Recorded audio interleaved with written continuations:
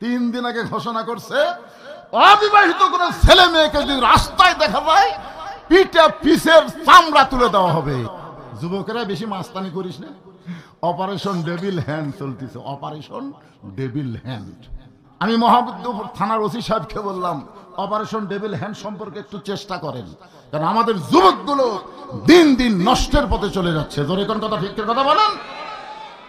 কোরআনের মাহফিলের নাম করে বাড়ির থেকে বের হয়ে ওই বাহিরে ঘুরঘুর করে ঘোরে।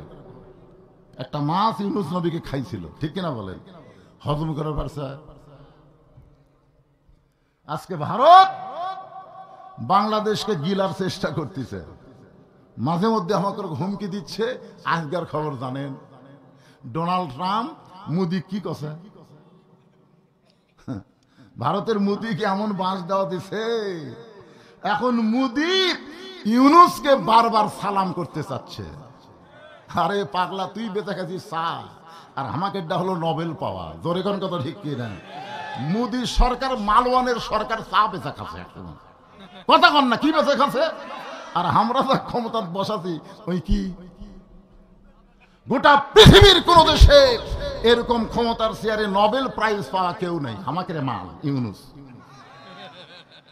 খালি বয়স একটু বেশি, বুঝলেন? এটা খালি যদি 60 বছর হতো না তাহলে তাড়াতাড়ি কাম হতো। মানুষ বুড়া হলে ধীর গতি হয়। কোন কথা, ঠিক কিনা? 85 বছর বয়স বাড়ে, এত তাড়াতাড়ি চাইলে হবে? দেখেন তো, এক সপ্তাহে 32-35 করে দিছে, 32-36 বেনে দিছে। কোন কথা, ঠিক কিনা? ফেরেশতা জিবরাইল বললেন, ইয়া রাসূলুল্লাহ, আপনার উম্মতের জন্য সুসংবাদ। আপনার কার জন্য? আপনার জন্য না, আপনার উম্মতের জন্য। খুব খেয়াল করবেন।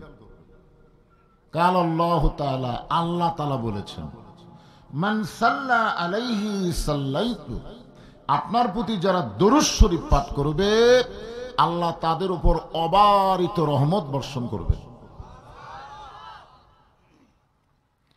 সবাই সুবহানাল্লাহ কোসেন বললেন তো আজকের এই মাহফিলে, মহাদেবপুরের মাটিতে। আর আপনাদের নামে এই মুহূর্তে আল্লাহ গাছ লাগাই দিল জান্নাতের বাগানে। আপনি আছেন কোথায় আর গাছ লাগলো কোন জায়গায়? বিশ্বাস হচ্ছে না তো?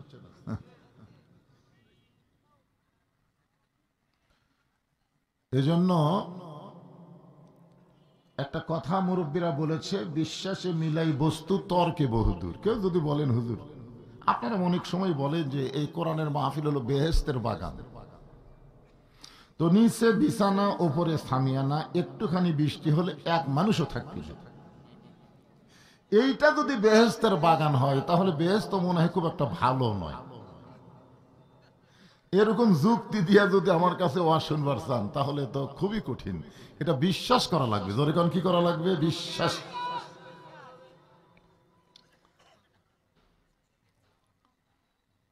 আল্লাহ তাআলা বলেছেন, ওমান সাল্লামা আলাইহি সাল্লামতু, যে আপনার উপরে দরুদ শরীফ পড়ে সালাম পেশ করবে আল্লাহ তাকে একেবারেই মাফ করে দিয়ে দিবে। আল্লাহর পক্ষ থেকে উম্মতের ব্যাপারে এমন খোঁজ খবরই শোনার সঙ্গে সঙ্গে আল্লাহর নবী ফাসাজাতু লিল্লাহি শুকরান, আল্লাহর কৃতজ্ঞতা জ্ঞাপন করার জন্য সেজদায় চলে গেলেন। কোথায় গেলেন? আচ্ছা, জিবরাইল তো নবীর কাছে আছে, এরপরও নবী জিবরাইলের কাছে কোনো কিছু না জানা না বলে সরাসরি কি করলেন? সেজদায় চলে গেলেন। আপনারা বলেন তো সেজদা মানে কি? আল্লাহ কোরআনে বলেছেন, ওয়াসজুদ ওয়াক্তারিফ, সেজদা তোমাকে আল্লাহর নিকটে পৌঁছে দিবে। ধরে কেন সুবহানাল্লাহ। কিছুক্ষণ নবী সেজদায় থাকলেন, এরপর আল্লাহ নবী সেজদা থেকে মাথা তুললেন। ফেরেশতা জিবরাইল তাকায় দেখে নবীর চোখ দিয়ে দর দর করে পানি পড়তেছে। হুজুর, আপনার উম্মতের ব্যাপারে আল্লাহর খোঁজ খবরই শুনে সেজদায় গেলেন, কিন্তু সেজদা থেকে মাথা তুলে কাঁদতেছেন। রাসূল বলে, জিবরাইল, এত সুন্দর হাদিস শোনার পরেও আমার অনেক উম্মত অলসতা করে আমার প্রতি দরুদ পড়বে না, আর দরুদ না পড়ার কারণে তারা বখিল হয়ে জাহান্নামী হবে। এমন হাদিস শোনার পরেও অনেকের জবান দিয়ে এই সাল্লাল্লাহু আলাইহি সাল্লাম জিনিসটা বের হবে না। এরকম কিছু লোক আছে না নাই? আপনি যতই ওয়াজ করেন, ওই যে মাড়ি ডাবাছে ওই মাড়ি খুলবে না, ডাবাই থাকবে। দেখছেন, ইমাম মালিক রহমতুল্লাহ আলাইহি এই হাদিসকে ব্যাখ্যা করেছেন। ইমাম মালিক, আমরা চারটা ইমামের নাম জানি। কয়টা? একটা হলো ইমাম আজম আবু হানিফা, একটা হলো ইমাম মালিক রহমতুল্লাহ আলাইহি, একটা হলো ইমাম শাফি, আর একটা হলো আহমদ ইবনে হাম্বল। ইমাম মালিক রহমতুল্লাহ আলাইহি এই হাদিসে কুদসির ব্যাখ্যা করে বলেছেন, আপনারা যারা হজ করছেন তারা অবশ্যই কিছুটা জানবেন, কাবা ঘর থেকে সামান্য 2.5 কিলো ফাঁকে ইমাম মালিকের বাড়ি আছে। এখন সেই বাড়িটা সৌদি সরকার লাইব্রেরি বানিয়ে দিছে। সোনালো বলেন, উনি একাধারে 11 বছর কাবা ঘরের ইমাম ছিলেন। আবু হানিফা রহমতুল্লাহ আলাইহি কিন্তু কাবা ঘরের ইমাম ছিল না, কিন্তু ইমাম মালিক তিনি কাবা ঘরের ইমাম ছিলেন। ধরেকান কি ছিলেন? ইমাম। একদিন উনি জোহরের নামাজের ইমামতি করতেছেন। জোহরের ফরজ নামাজ কয় রাকাত? মনোযোগ দিয়ে শোনা লাগবে। লাইলাতুল বারাত, আজকে রাত কি? লাইলাতুল বারাত। এইটা নিয়ে কিন্তু অনেকে ফতুয়াবাজি করতেছে। ধরেকান ঠিক কিনা? হায় হায়, বাংলাদেশে সুদ খায়, ঘুষ খায়, বেপরদা চলাফেরা করে, কত নাফরমানি করে, এই ব্যাপারে কতগুলা মুন্সি মৌলবীর কোনো কথা নেই।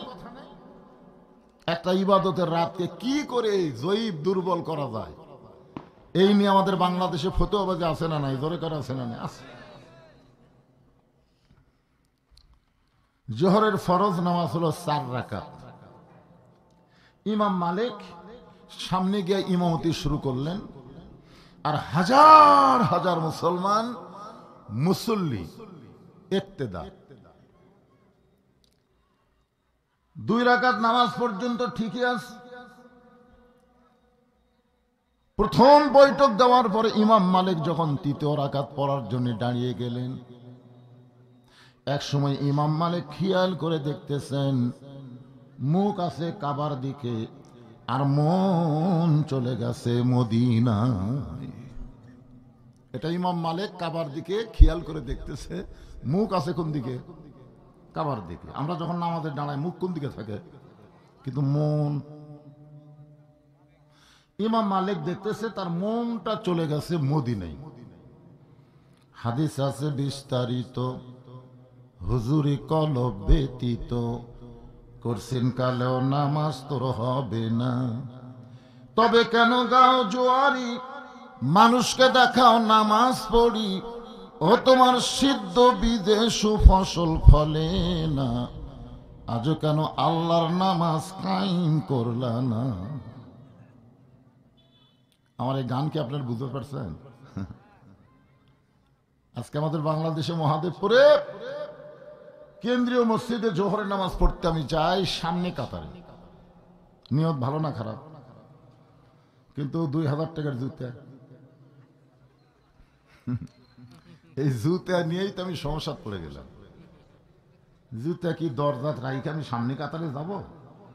মন বলতেছে বার হয়ে দেখবি জুতা নাই।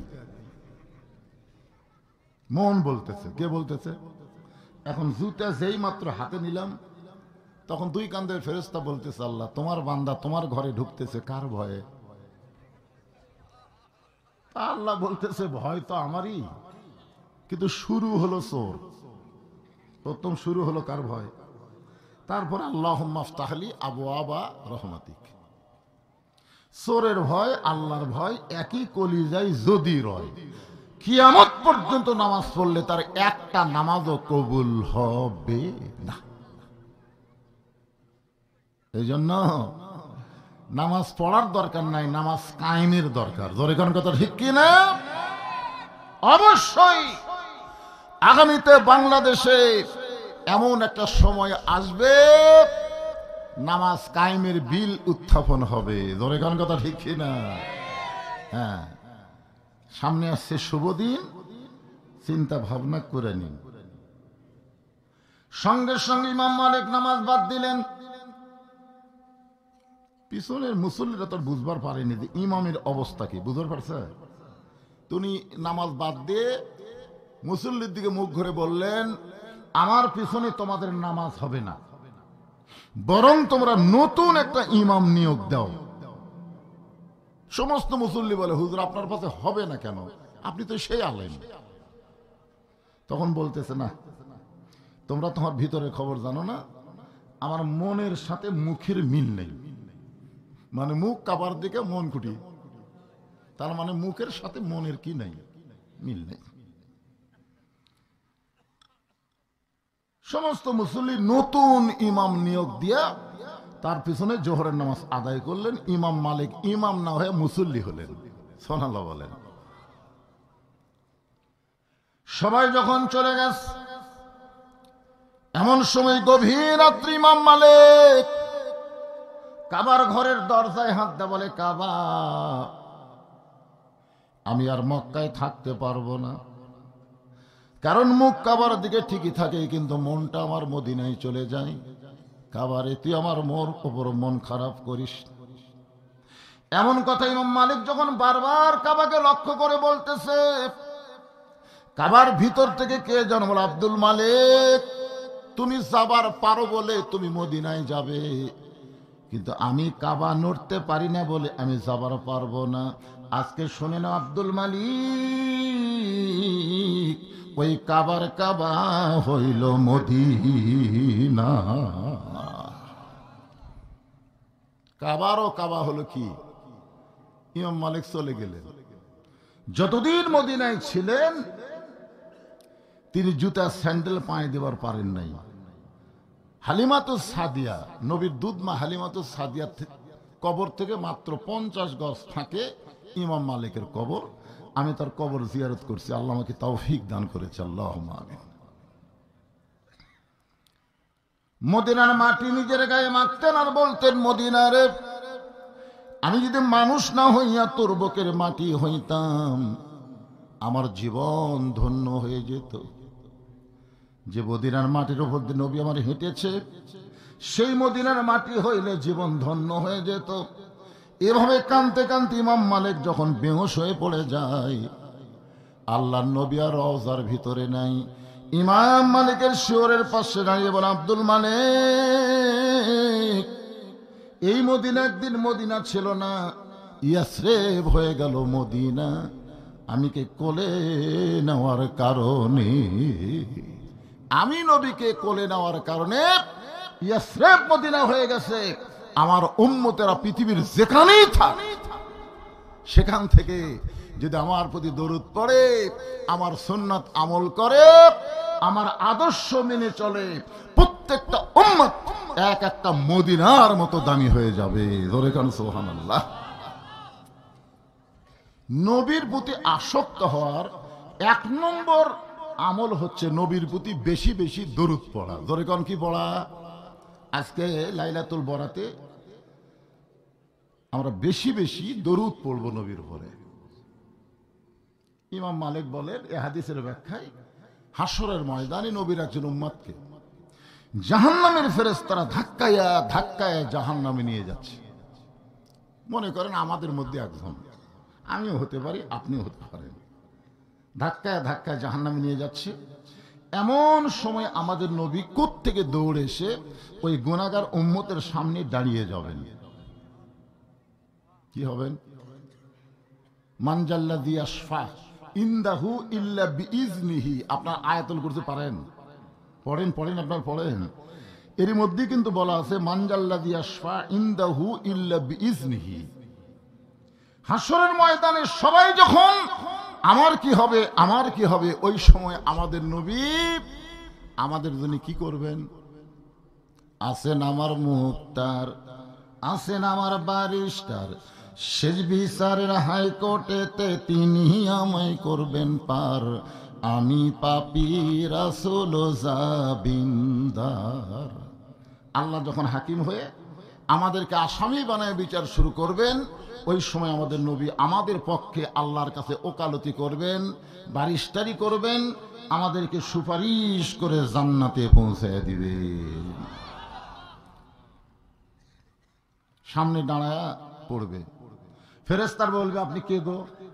ইয়া আইয়ুহান নাসু তাকু রাব্বাকুম ওয়াখশাউ ইয়াওমান লা ইয়াজজি ওয়ালিদুন আন ওয়ালাদিহি। আজকে এমন একটা দিন যেদিন পিতা তার পুত্রকে ভুলে গেছে, পুত্র তার বাপ মাকে ভুলে গেছে। এই কঠিন দিনে আপনি কে? এই গুনাহগার উম্মতের সামনে দাঁড়ালেন। আল্লাহ হুকুম করেছে আমাদেরকে একে ধাক্কায়া ধাক্কায়া জাহান্নামে ফেলে দেওয়ার জন্য। আপনি সামনে দাঁড়ায় কোনো লাভ নাই। আপনারা বলেন তো কে দাঁড়াছে? জোরে বলেন কে দাঁড়াছে? আল্লাহর নবী। ফেরেশতারা পারবে নবীকে ধাক্কা দিয়ে তার উম্মতকে জাহান্নামে নিয়ে যাওয়ার? পারবে? আপনাকে কি মনে হয় পারবে? আল্লাহ ডাক দিয়ে বলেন, জিবরাইল, গোটা পৃথিবীর সমস্ত ফেরেশতা আমার নবীকে জানে যে আমার নবী হলো বিশ্ব নবী, এটা সবাই জানে, কিন্তু চিনে না। চিনো মাত্র তুমি। একমাত্র নবীকে চিনার ফেরেশতার নাম কি? জিবরাইল। জোরে বলেন নাম কি? কখন চিনিছে? আমাদের নবীকে জিবরাইল পুরোপুরি ভাবে চিনলো কখন জানেন? লাইলাতুল মেরাজে। জোরে কোন সুবহানাল্লাহ। এই মেরাজের চাঁদ চলে গেছে রজব, শাবান, রমজান। আল্লাহুম্মা বারিক লানা ফি রজবা ও শাবান ও বাল্লিগনা রমাদান। আপনার বলেন তো এই হাদিসে 3টা মাসের নাম আছে না নাই? এজরে কোন আছে না নাই? রজব, শাবান, রমজান। দেখছেন রজবের চাঁদ ওঠার পর থেকে নবী এই দোয়া বেশি বেশি পড়তেন।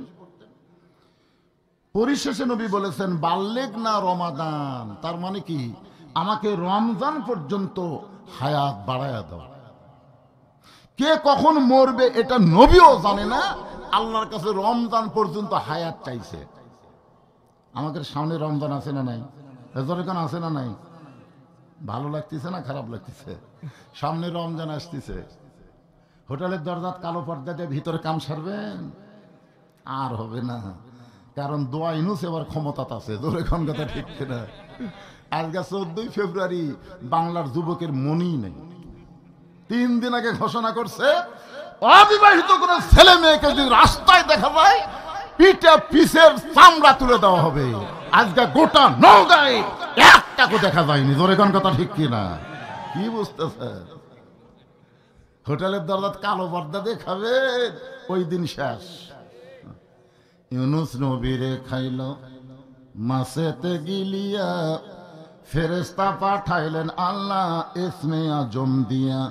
দমে দমে সে হরদম পড়ে সে ইসমে আজম, মাছেরই উদর হইতে বাঁচাইলা প্রাণ। সবাই বলেন আল্লাহু আল্লাহু, তুমি জানলে জালালুহু, শেষ করা তো যাই না গিয়ে তোমার গুণগান।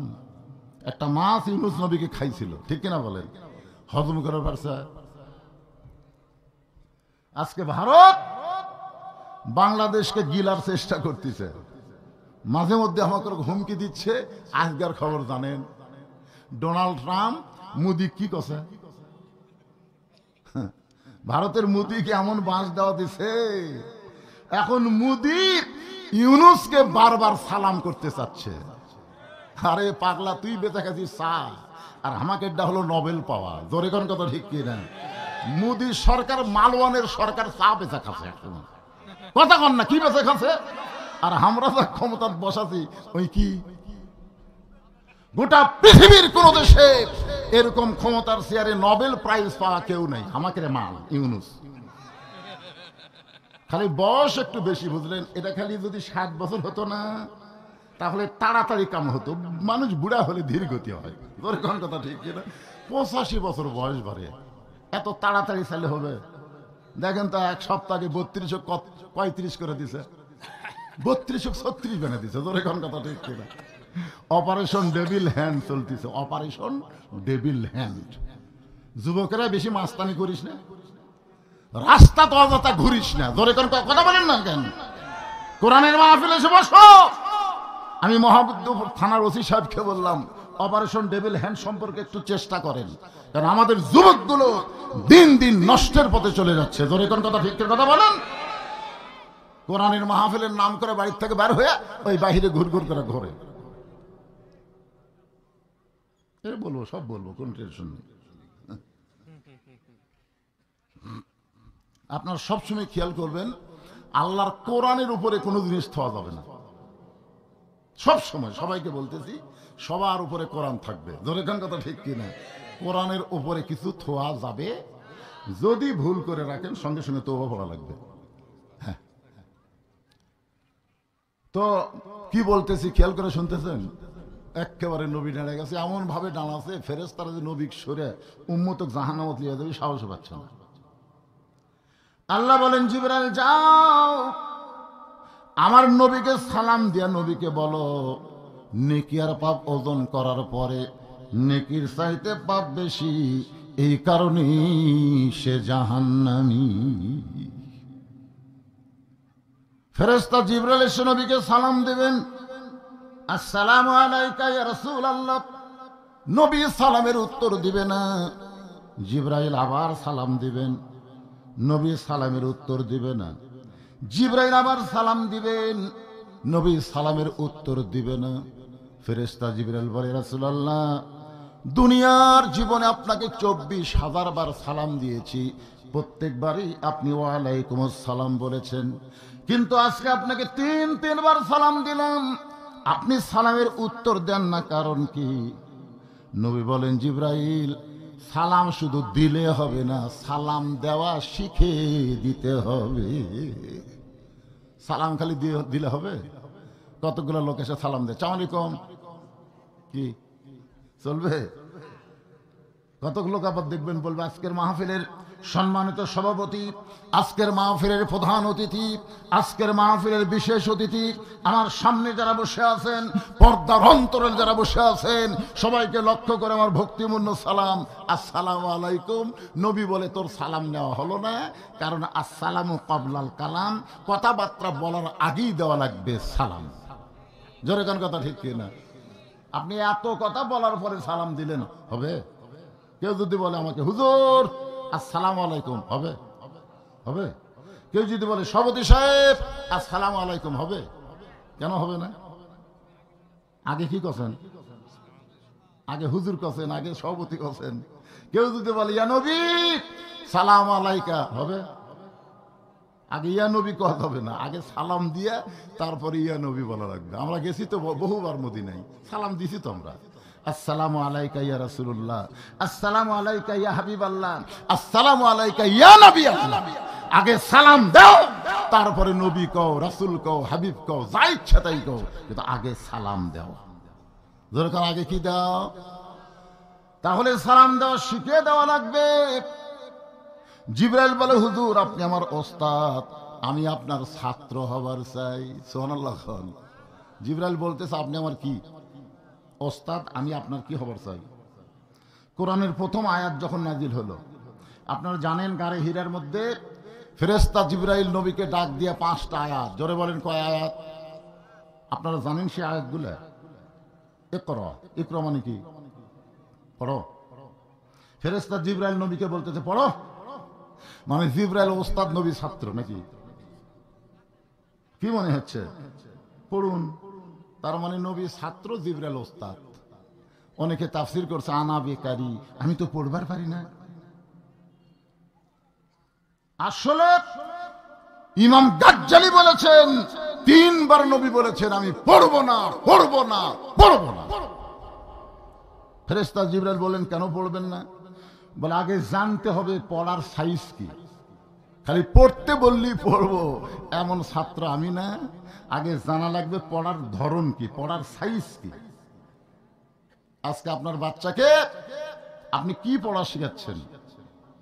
একদম বাগডম ঘোলাডম সাজে, ঢাক ঢোলক ঝাঁঝর বাজে। একটা মাসুম বাচ্চাকে আপনি মিথ্যার ফ্যাক্টরি বানালেন। কথা বলেন ঠিক কিনা? আপনি বলেন তো, আইরে আই টিয়ে নাই ভরা দিলে না লিয়ে গেল বোয়াল মাছে, তাই না দেখে ভোদর নাচে, এর মধ্যে একটা কথা সত্যি আছে? তাহলে আপনার মাসুম বাচ্চাকে আপনি মিথ্যা শিক্ষা হাতে তুলে দিলেন।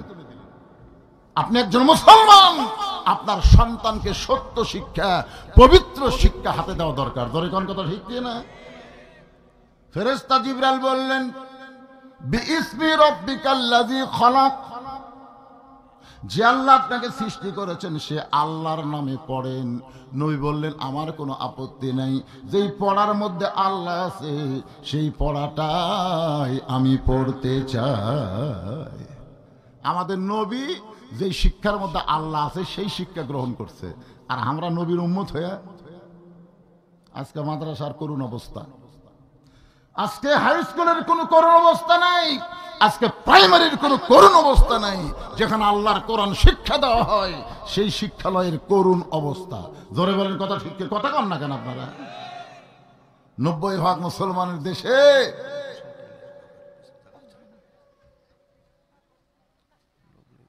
ওই যারা দাঁড়িয়ে আছে ওরা বসবেন। আপনার যদি বসেন তাহলে ওনাকে সামনে আর একটু চাপাইলে বসবেন। ভাই আপনার বসবেন,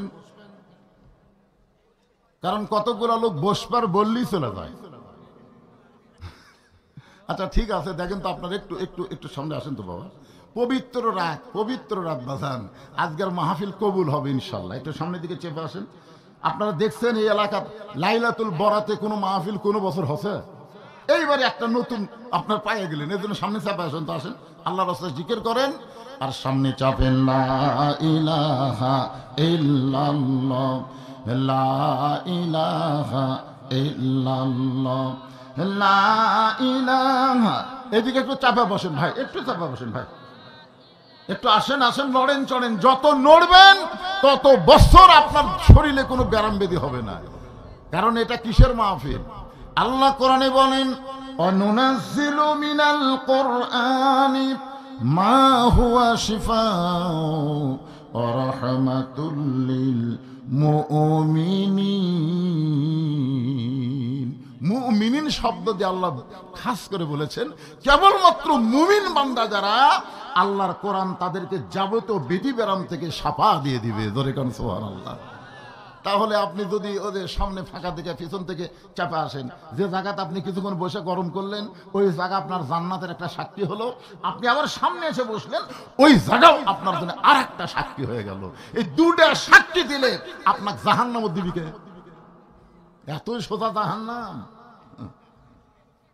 আমি আলোচনায় আসতেছি ভাইজান। আসলে আমরা 99 এর মধ্যে 99, জোরে কোন কত? 100-র মধ্যে 99-এর ভিতরে আমরা 66 পাচ্ছি। কত পাচ্ছি? আসলে নাম্বার কত? 100, কিন্তু 100 আল্লাহ দিবে না, আমাকে 1 নম্বর কম দিবে, 99 দিবে। 33 হচ্ছে রুহের জগৎ। রুহের জগতে আল্লাহ আমাদেরকে ভালোবাসছেন, দয়া করছেন, পছন্দ করে 33 নম্বর দিয়ে দুনিয়ার জীবনে মুসলমানের ঘরে আমাদেরকে কবুল করেছেন। তার মানে রুহের জগতে 33 আমরা পুরাপুরি পাচ্ছি। কথা কন না কেন? পুরাপুরি পাওয়ার কারণেই তো ওই জগতে আল্লাহ যদি আমাদের পক্ষে না থাকতো মুসলমানের ঘরে আমরা জন্ম নিতাম? বোঝা গেল ওখানকার 33 আমরা পাচ্ছি। দুনিয়ার 33 ওমান ইয়াবতাগি গায়রাল ইসলাম দীনান ফালাই ইউকবালা মিনহু। আল্লাহ বলতেছেন ইসলাম ছাড়া অন্য কোন ধর্ম জীবন ব্যবস্থা কেউ যদি গ্রহণ করে এইটা কখনোই কবুল করা হবে না। আল্লাহর এই আয়াত অনুযায়ী আমরা মুসলমানের ঘরে জন্ম নিয়ে আমরা আরো 33 পাইলাম। জোরে কোন সুবহানাল্লাহ। তাহলে কত হলো? আর খালি 33 পালি, আল্লাহ আমাদেরকে বিনা হিসাবে জান্নাত দিয়ে দিবে। কোনো হিসাব লাগবে না, কোনো হিসাব নাই, বিনা হিসাবে আল্লাহ আমাদেরকে জান্নাত দিবে। সবাই বলেন ইনশাআল্লাহ।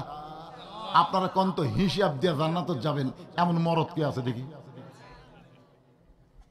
কতগুলো আবার লব উল্টো কয়, হুজুর না হয় 2-4 বছর জাহান্নাম খাটা লাগবে হুজুর, তারপরে কি আল্লাহ জান্নাত দিবি না?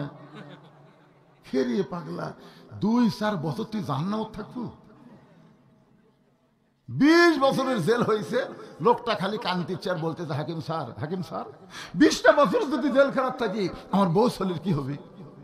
স্যার একা একা জেলখানাত থাকা যাবে না, হাকিম কয় তুই কান্দিস না, তুই কান্দিস না, মাত্র 1 ঘন্টা, তোর 20 বছর মা, 1 ঘন্টা মাত্র, কম কি?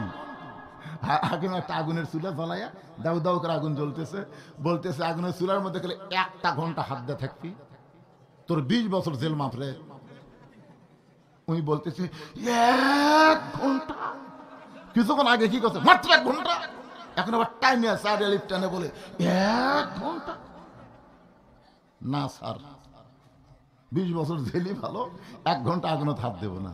তোর বউ ছোট ছাড়া কেমনে থাকবি পাগলা, 1 ঘন্টা দিয়ে না। হাকিম বলে 8 ঘন্টা আগুনে হাত দিয়ে থাকবি, 20 বছর জেল মাফ করে দেওয়া হবে। চিল্লাই বলে 8 ঘন্টা কেমনে হাত দেব?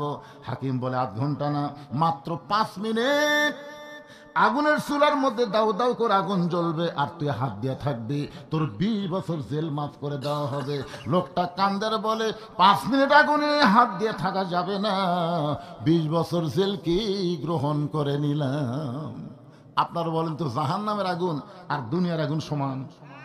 জাহান্নামের আগুনকে 70 বার পানিতে ডুবাইয়া ডুবাইয়া ডুবাইয়া একেবারে পাওয়ারলেস করে আল্লাহ দুনিয়াতে দিছে, আর সে আগুনে আপনি 5 মিনিট হাত দিয়ে থাকতে পারবেন না, 20 বছর জেল মাফ করার কথা আছে। তাহলে 2-4 বছর জাহান্নাম খাটে আপনি জান্নাত যাবেন, এ কথা বলেন কিভাবে আপনি? 2-4 বছর বলে জাহান্নাম খাটবি? ইমানদারেরা এরকম সাহস করেন না। আমরা 66 পাইয়া বসে আছি।